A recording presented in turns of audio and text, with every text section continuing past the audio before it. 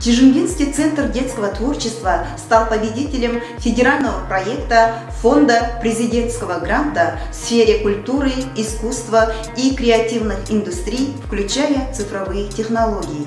В рамках реализации проекта на базе нашего учреждения создан ресурсный центр ремесла и народно-художественного промысла «Оуэтолом. Зов предков».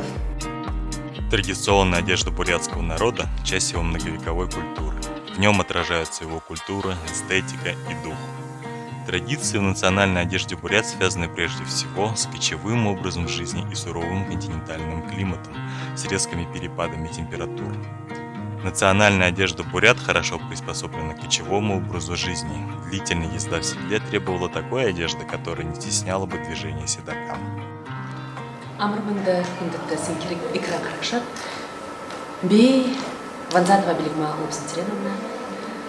Ағыл қайқын ағын талыда, ордоға нетіпті тұрығын бе, мене кіртіхін олалысы құптуд амығай, ұлыпсын терен дәштеренович, бальжит ұлыпсын тереновна қойыр.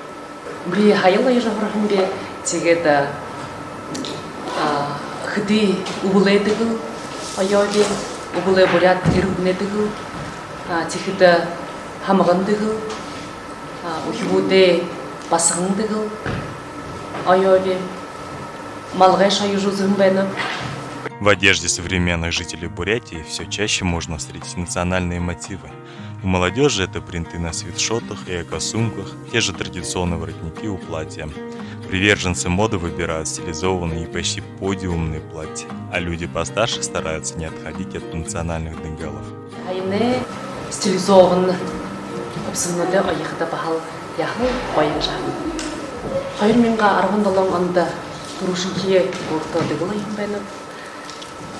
Мені ижимне бағын хандағықтымне ойдық вайға бурят дегілну дейіп. Тегет бурят хопсая ойжы.